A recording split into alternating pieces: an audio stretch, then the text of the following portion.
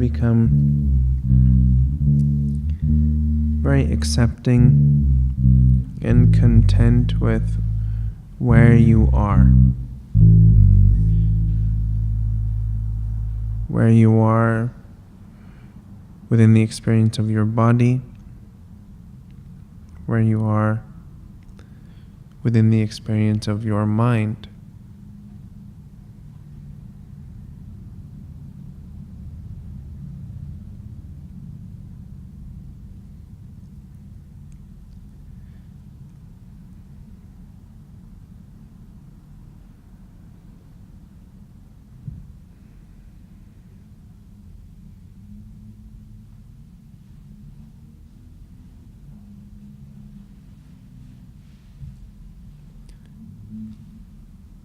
Allowing yourself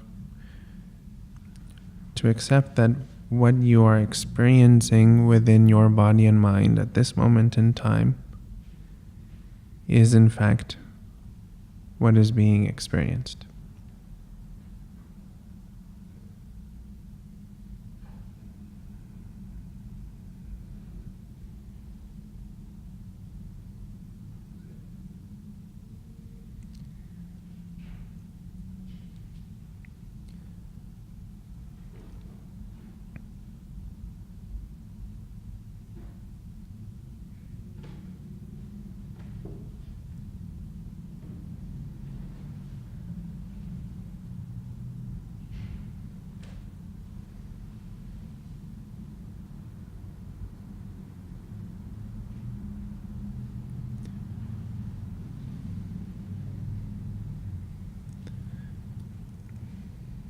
Through the power of the observer,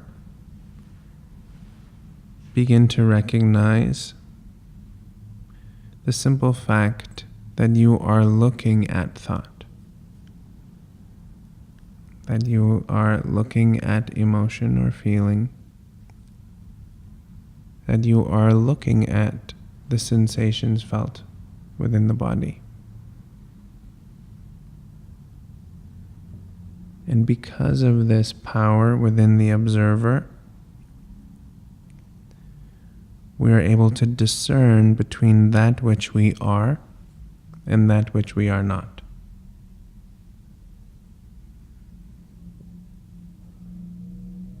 The question within a meditation practice is, well, then who am I in relation to that thought which is coming and going, in relation to that feeling which is coming and going?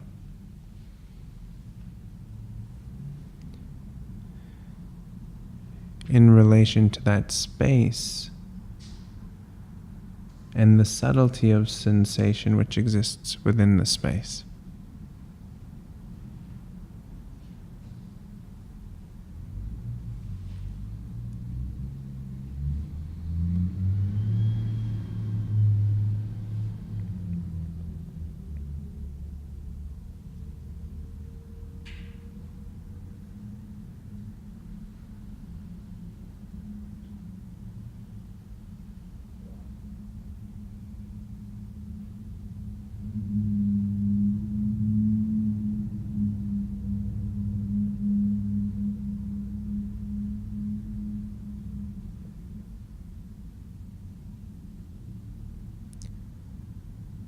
That which you are as an absolute, as an unobservable experience is what we want to find. That which is beyond all subtlety, which is manifested from thought, feeling, and that spaciousness which you see.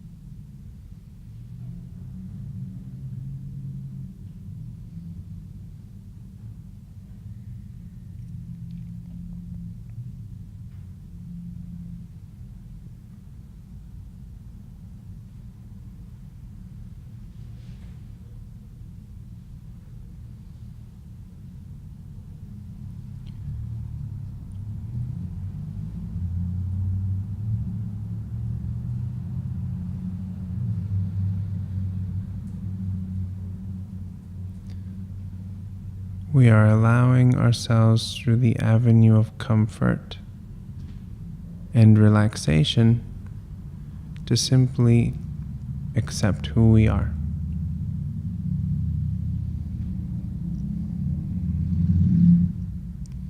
Who we are as it's found within the sensation of body, rhythm of breath, and experience of mind.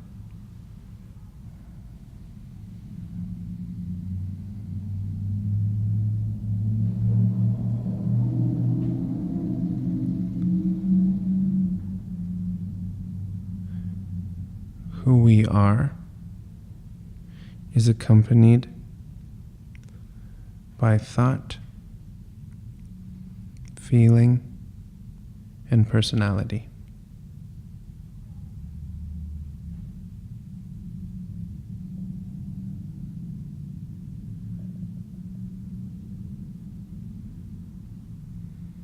Which is tinting and painting the landscapes of the mind.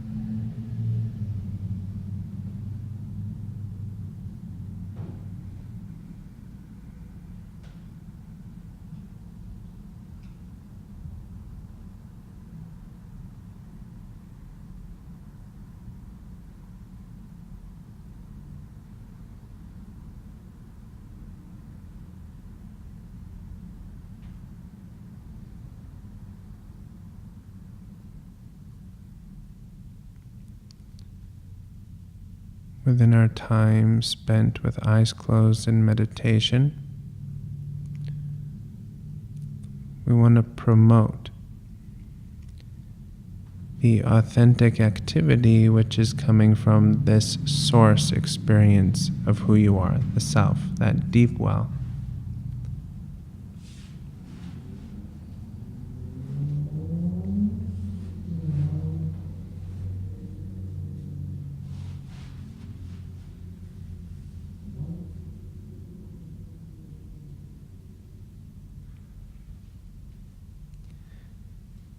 And through the acceptance of that subtlety,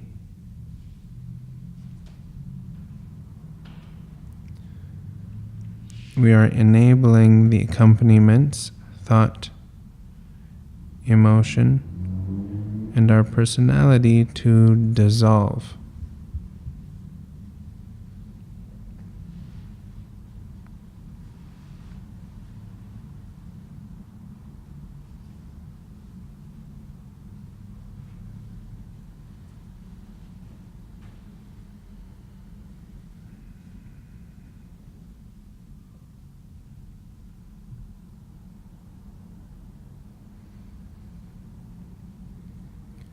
Not all at once,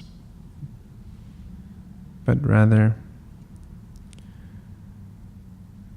through cultivation of relationship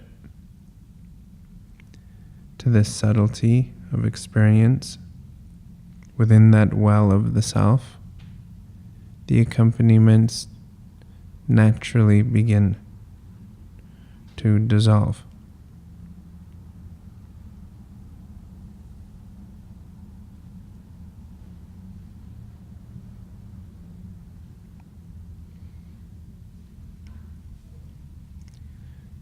So it's about accepting who you are, not who you think or feel yourself to be.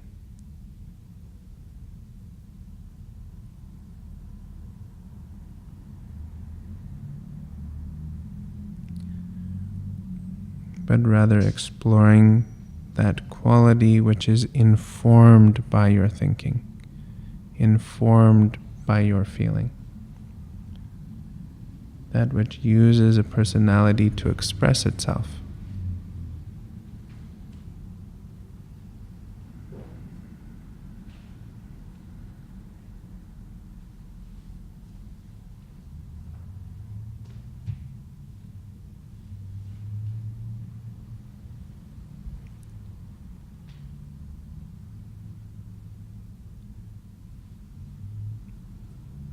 We are developing an ability for the authentic experience of who you are to influence positively that of thought, that of emotion or feeling, and that of personality.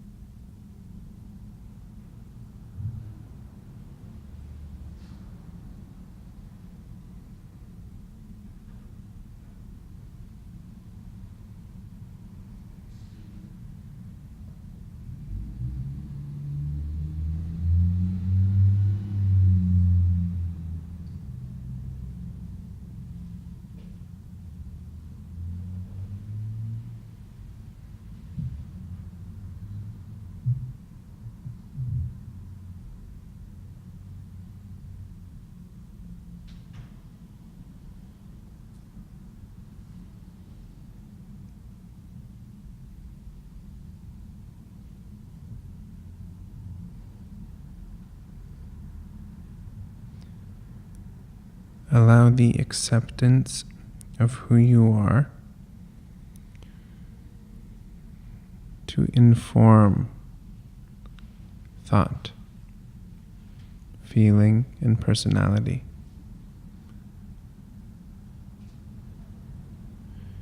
To inform thought, feeling, and personality as to what is appropriate communication within a meditation practice.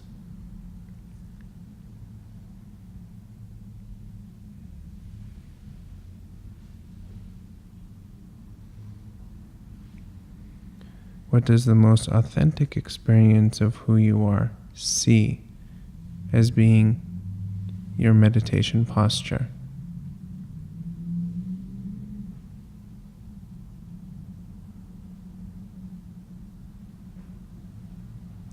What does the most authentic part of who you are see as being an appropriate thought, feeling, and personality?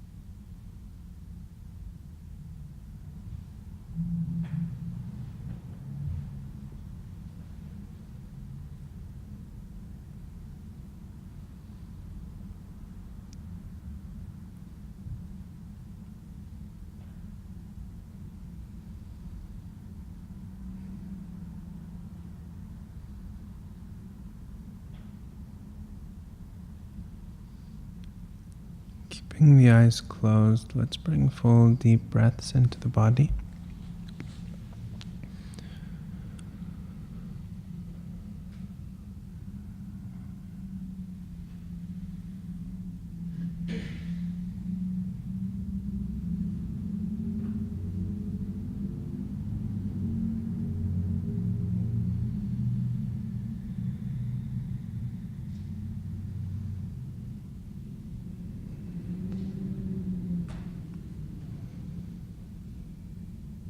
Keeping the eyes closed, bring your gaze into the space just there in front of you. And with a soft intensity, we're going to maintain the integrity of the space that you see in front of you and that you feel, meaning that it is uninterrupted by any thought. Starting now.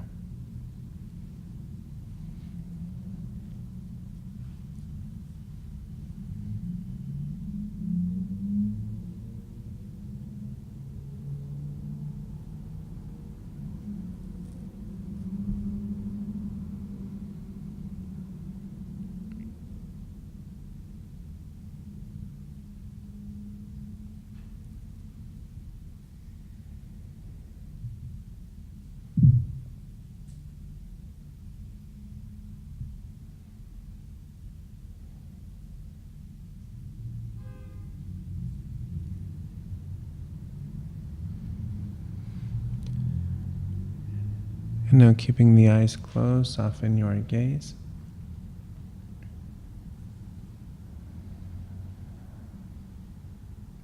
And gently allow the eyes to open.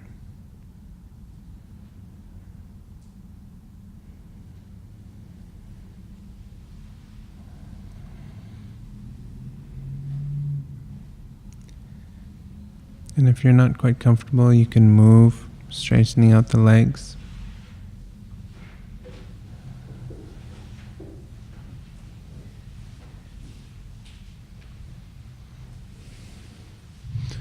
So that which has just occurred is very real. So void of whether or not you wanted a thought to happen, it occurred. Void of whether or not you wanted your foot to fall asleep, it did. Void of whether or not you wanted any of that to occur, it actually happened anyways. Which is interesting. I find always that very interesting.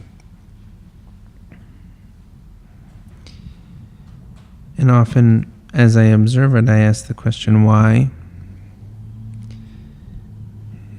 And as I analyze my experience, what it always comes down to is that I allowed that to occur. Whether or not I consciously in that moment in time decided that it was a good idea, I still chose that somewhere along the way. That way that my thoughts communicate, my emotions or feelings communicate how my personality has developed. And what potentially one begins to notice is that the development is potentially not conducive for this quiet space that I'm cultivating for my meditation experience and practice.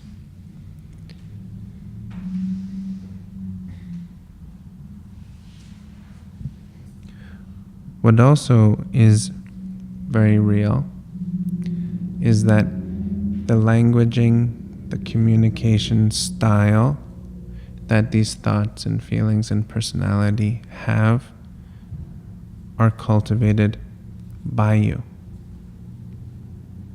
as the decision maker, as the observer who is observing everything in one way or another.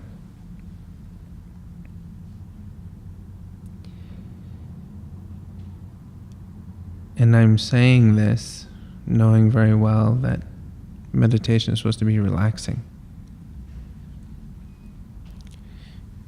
And the reason why I'm saying this is because the secret ingredient to getting to the other side with this communication style which has been developed is accepting the fact, accepting that thought is doing this, emotion or feeling is doing that, your personality is expressing this way, and simply accepting that.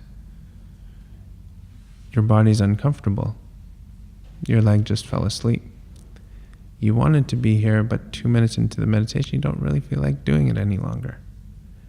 And accepting all of that.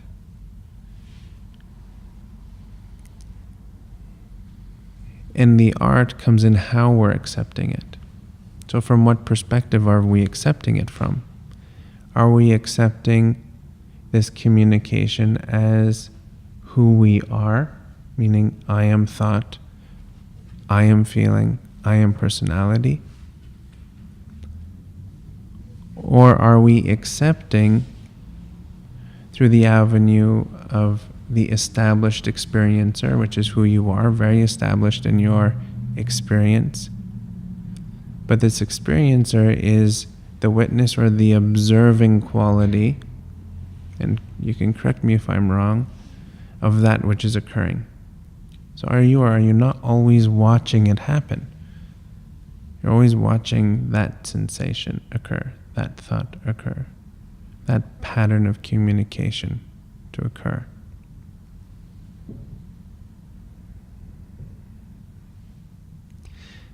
And through this acceptance, we want to take it one step deeper and accept the experiencer for who the experiencer is, that witness, that observer, accepting that the witness or the observer is that sensitive, is that sensitive.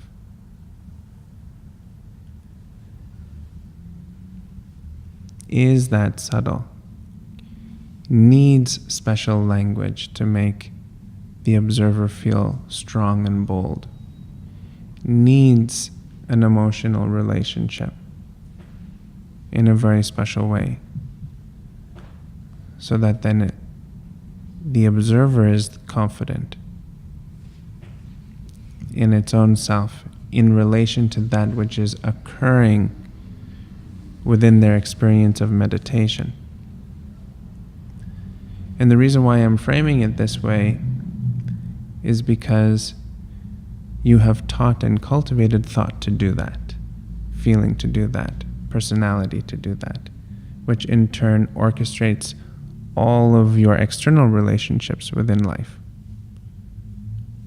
And if we can accept that, even if it feels uncomfortable, then we can also begin to accept that we do not need to identify with that way of being any longer. Understanding that we define love, we define hate, we define happiness. And within that definition, we have a arena of experiences to go with it. But what if love is much more than you've defined it to be? As a thought, as a feeling, as it expresses itself through your personality. What if hate is a completely different thing than what you've taught yourself to think it is, based on experiences from the past, which keep revisiting you in the present?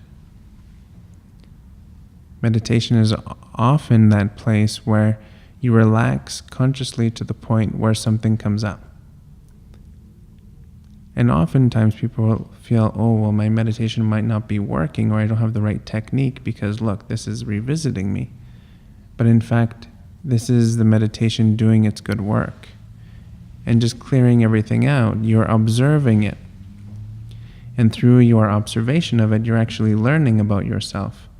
And because you're watching, it shows you the intelligence of who you are, shows you, wow, this is where it came from.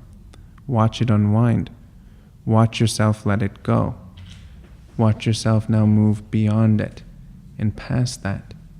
But it goes one step further into saying, look and feel the tools that you use in order to let go, to move beyond, to develop through it. And these tools are simple. When you relax, what happens to your body? It literally becomes more comfortable, more grounded, more supple. What happens when you let something go? Does your breathing increase in capacity slightly? Do you feel a cleansing quality coming through your breathing? So now you have to accept the fact too. You have to also accept the fact that that goodness is happening to you. You must also accept the fact that you just let go of that. You saw it happen. See, but we have the negative bias hardwired deep inside there to make sure that you're running away from saber-toothed tigers and not mistaking a saber-toothed tiger for a nice sand dune to sit on. And that's just the reality. So that partial bias towards that negativity is to make sure that you stay alive. So to realize that, and through the strength of this witness and this observer, be able to discern that which is needed for your meditative experience and that which is not. And then within that, you're directing energetic flow. Energetic flow, I'm speaking of your mental capacity and strength to look at something, to manifest that within your experience of mind. And as we keep developing into the subtlety, which is between thought, which is around thought, which is all through the thought, so as we establish ourselves within the subtlety, there's a whole new arena of sensation which begins to occur, which is now no longer definable by the human experiencer, you. And that's what we want to get. If you can name the sensation which you're having, let it go and move on. Keep letting it go and move on, letting it go and move on until your definitions run out. There's no longer a definition. And that new territory is literally the brain, the nervous system, the glandular system stimulated in a very specific way to capture the nuances which are expressing themselves within your meditation as being new. Now imagine if we keep revisiting that place and understanding that this well that is being developed, which is you, that most subtle portion of who you are, is now cultivating a new way of experiencing. It feels incredibly good. When you lie flat and you do nothing, how good does that feel? The same thing if you sit up comfortably and relax. It feels the same.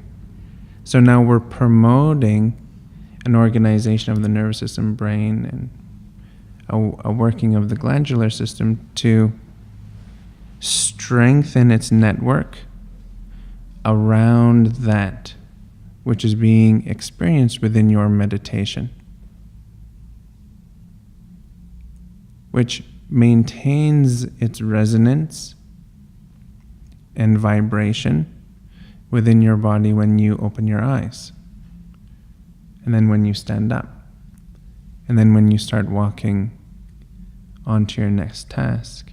But then eventually it fades, and you're right back into that which is conventional for you.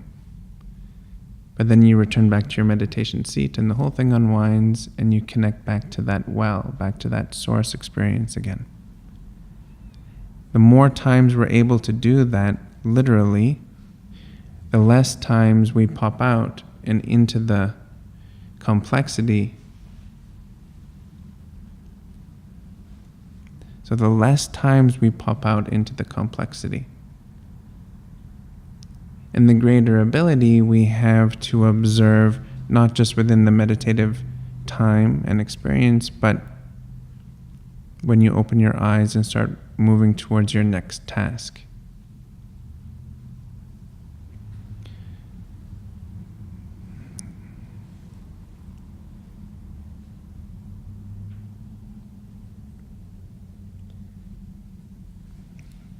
This development, or the ease which begins to manifest throughout your day, through your meditation practice, is funneled back into the meditative experience.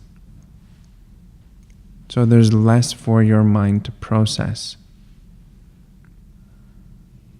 So that's why we got to give ourselves enough time. Ideally 5, 10, 15, 20 minutes in meditation. So now you've filtered through all the stuff that you needed to filter through, and then you can become quiet.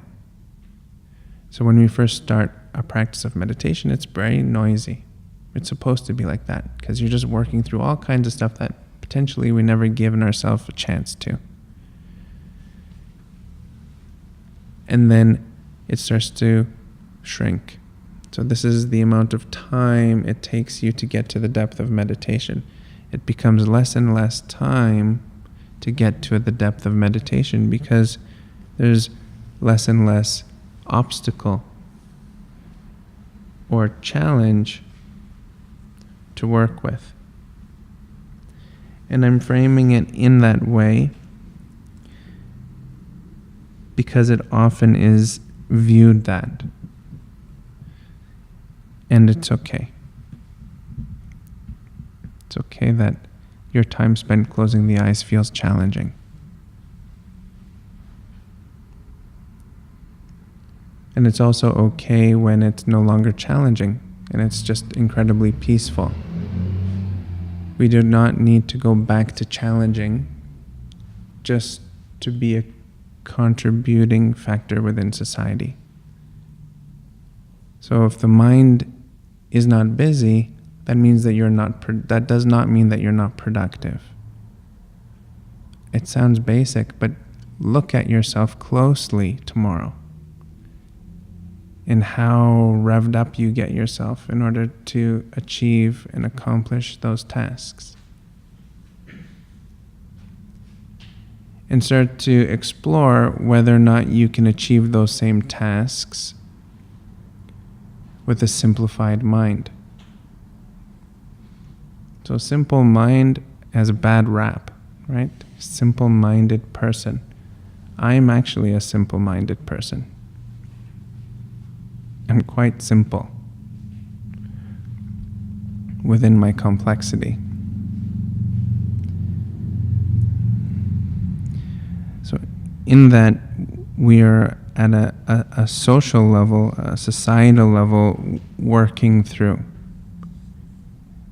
this need for complexity and developing an avenue to see the purpose, to see the value of that simplicity. Within the Taoist philosophy, Lao Tzu wrote a book called The Tao, and within that piece of writing, he talks about, if you wanted to get well, first you have to admit and accept the fact that you are sick. So first we have to identify the fact that maybe there is a little part in there that can be healed, and then the medicine can come and heal it.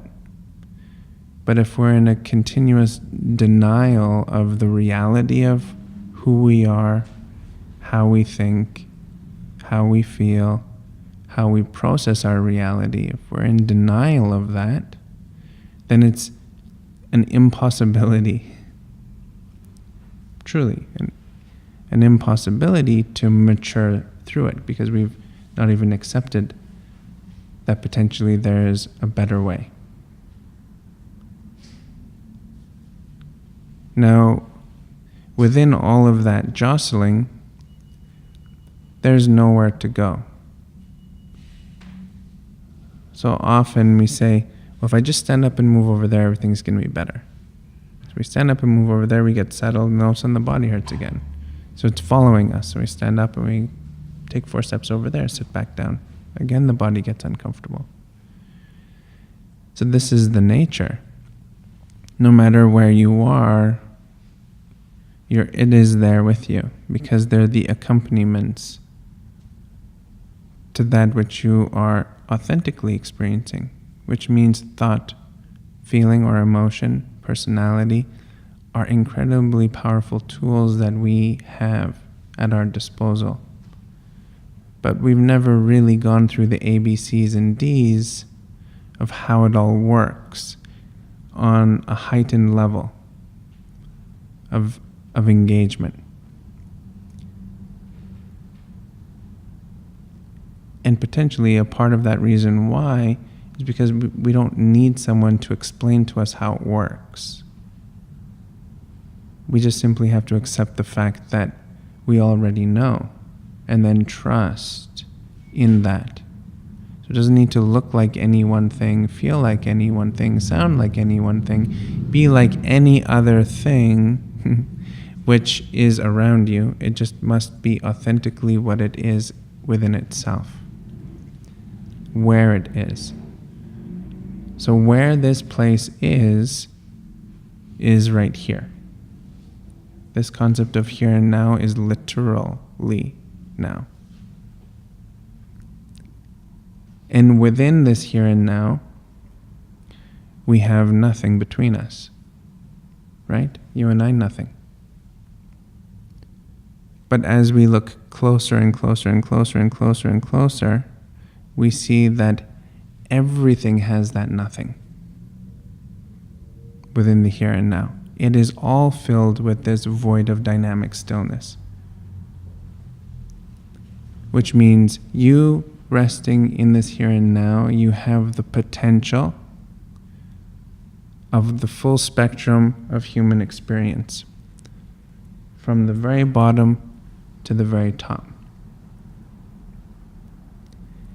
And that which is determining where you rest and engage on that scale of experience is you,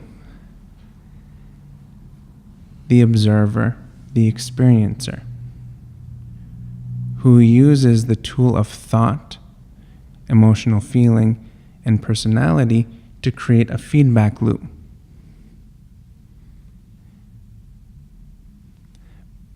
But this feedback loop must have a consistent attention towards it if it is going to develop quickly, at a quick rate. So evolution happens very slowly. Human evolution, very slowly. We are a part of this human evolution. So at one point, we needed the negative bias to make sure that you're not sitting on a saber-toothed tiger when you thought it was the sand dune. But we are transforming. We are shifting. We are changing as a human species. And whether you like it or not, you are a part of that evolution. What is this particular evolution that I'm speaking of? I'm speaking of the evolution of communication between the observer, the experiencer that exists within the subtlety of nothingness, and the tools that the observer uses in order to communicate. And those tools are everything that you are given.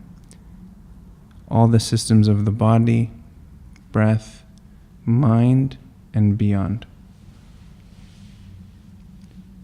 So within that understanding, even if it's at a rudimentary level, we can begin to take confidence in the fact that what we're working with is pure potential that is in a constant state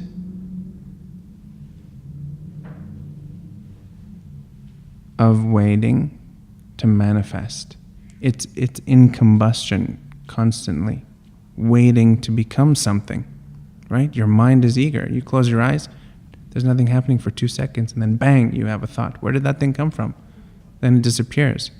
All of a sudden, bang, you have another one. Wow. And also you have these tingling feelings, and they disappear. So everything which comes and goes is not that, which is who you are. It is not that. You are not that which is coming and going.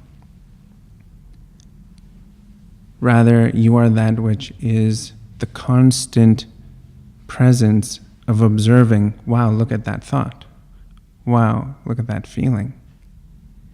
And we allow it to happen as many times as it needs to, because isn't that what you want?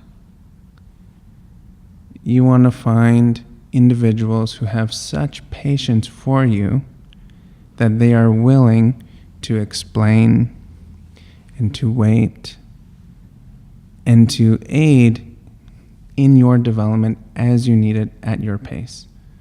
So why would you not give that same sentiment to yourself as it relates to thought, to feeling of emotion, and to your personality? So out of nothing there's something, and then returns back to nothing again. So within the practice of meditation, we want to keep returning back to that which is the constant, which is the potential, this very combustive experience that is waiting to manifest. We want to stay within that, within meditation. We don't really want to manifest anything per se. We just want to become incredibly good at dissolving. If something manifests, we dissolve. Something manifests, we dissolve. Something manifests, we dissolve. And keep cultivating the energetics, the feelings of that void space itself, of you within that space itself. We keep cultivating that. There's no words, because it's now beyond the explanation often of thought, experience, of feeling, and of your personality. So now we maintain that for the sake of being able to open our eyes and continue with that flowing movement within this experience of nothingness between you and I. But now this is prime time for the manifestation component of who you are. So you create an idea, goes into a thought, and then execute it as an action throughout your body. But because you've spent so much time developing communication with that potential and how it manifests and dissolves, we become very strong in the ability to manifest that thought, that feeling, that emotion, that very pointed component of our personality, in order to maintain the energy so that then we can see that whatever it is to fruition. Does this make sense? And then letting go of it when it's complete, or letting go of it if it didn't manifest the first time, letting go of it if it wasn't quite right for you, and then keep moving. Right? Because that's where we get caught. We let go and whoops, it's there again. Then we identify with it, and then we try it on, and we zip it up tight, and then we break the zipper, and we can't undo it. And that's where we loop back into just being content. And then somehow the zipper just undoes on its own. Because who wants to be stuck inside that thought? Nobody. So there's always an avenue. No matter how bad it could get, you always seem to come out the other side, even if it's just for a deep breath, and then you go back in. But that's the clue. That deep breath, you expand it. How? Like this. I pick up the clock and I move it. This is successfully moved. If I do not create action to move the clock, it will take me a really long time. It won't even happen without action, because even if I were to move with my mind, it's still an still in action. So that which you are experiencing within mind is the same way. You must realize that you have the same level of dexterity on the inside as you do on the outside. And for the past few weeks, I've been demonstrating it simply by asking you to place a fuchsia dot right there. Can you see that fuchsia? Does everyone know what color fuchsia is? I almost didn't realize what fuchsia was. So you see the fuchsia? Now dissolve it. It's okay if it doesn't go away, because it's just you tricking yourself saying, see, can't do it. But now can you bring it back again? Fuchsia dot. And now can you get it to dissolve? And I'm sure everyone can say yes.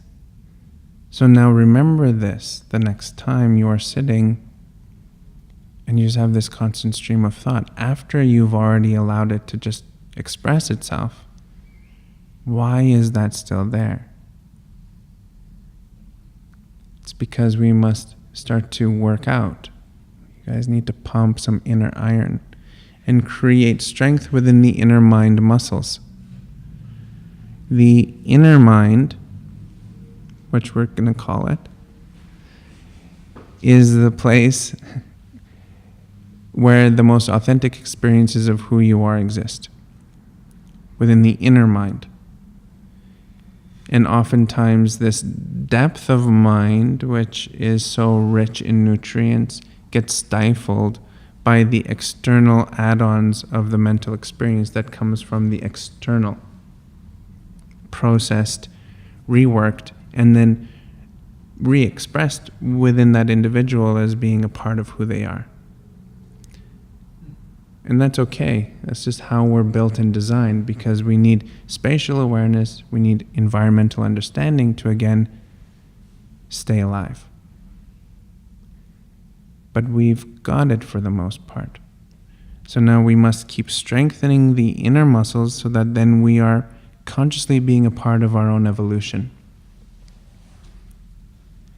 And as we strengthen the inner mind muscles, it's now the intention of that depth which is being heard, rather the intentions, plural, coming from the external, internal, reworked to then become who you are. Does this make sense? And that is now actively what you're doing when you close your eyes, even as a novice, sitting in meditation. Because that's what begins to happen. So we must become content and accept the fact that what you see is what you're getting right now. Because that's exactly how you've worked it. You've wired yourself this way. And if you don't like it, perfect. Because there's a solution. And that solution we just outlined. And I will outline it again and again and again and again. Forever in patience, until we got it. Please close your eyes.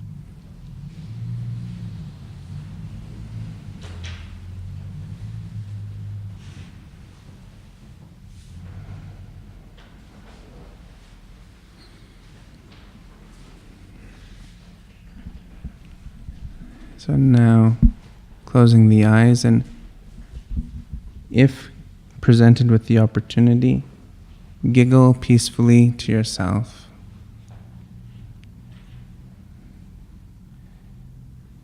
Giggling at that particular thought which you thought you said was not needed any longer.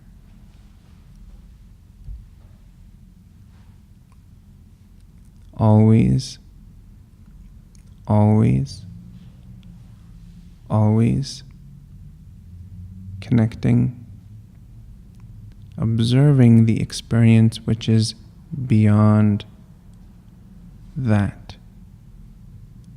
That is thought, emotional feeling, and your personality. Always connecting to that subtle substance just there. If you look with your eyes closed, right there. Can you see that nothing? That is what we identify with.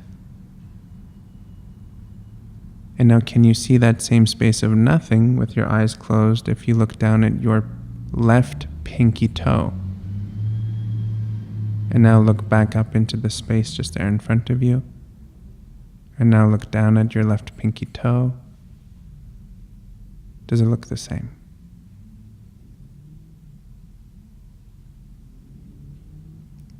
always with all of the senses connecting to that quality of space which exists between. If it is not between, we do not need it. And that will very quickly take you to where you must be, which is right here, in this moment, now.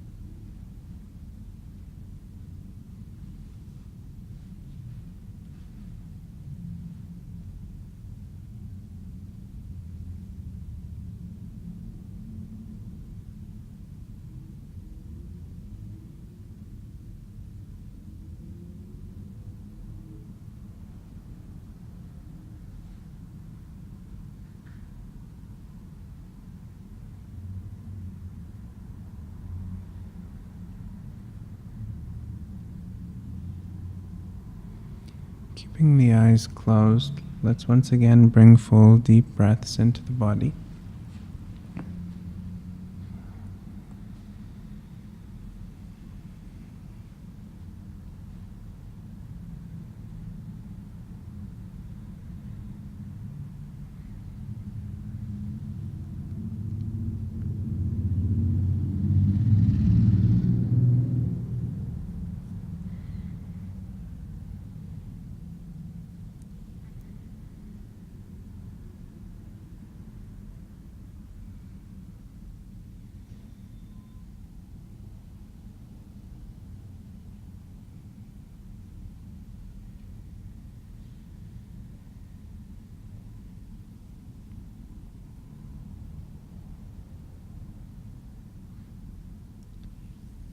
Keeping the eyes closed, bring your gaze into the space. Space meaning the place just there in front of you, the moment you realize that you can see.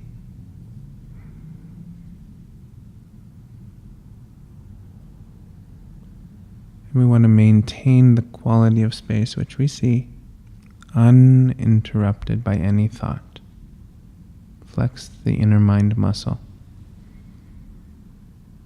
Starting now.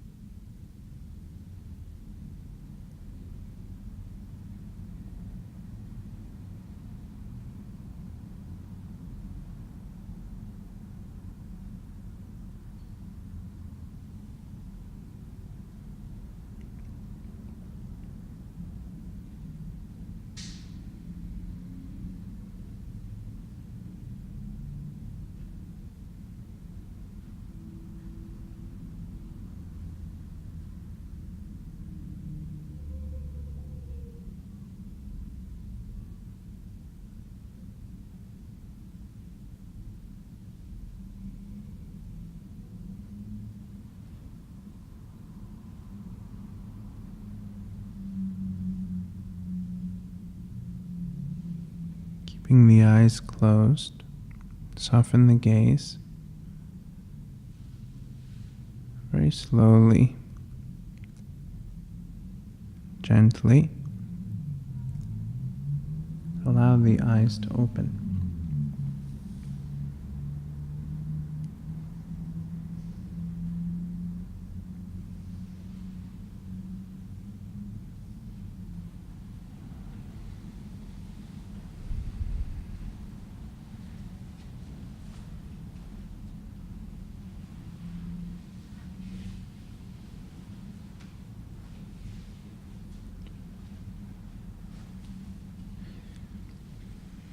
And notice that.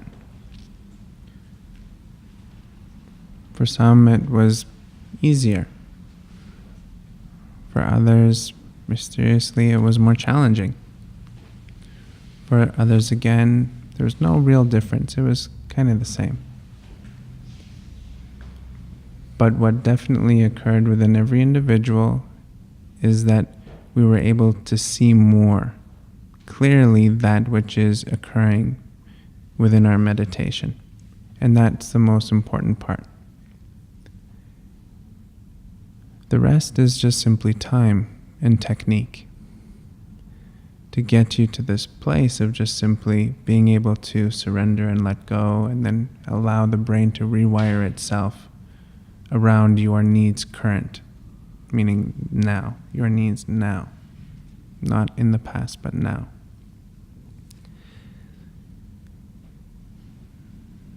And I know that it will happen. I've had an active meditation practice for 33 years now. So I've seen this happen many, many, many, many times, over and over and over again. And all it takes is time.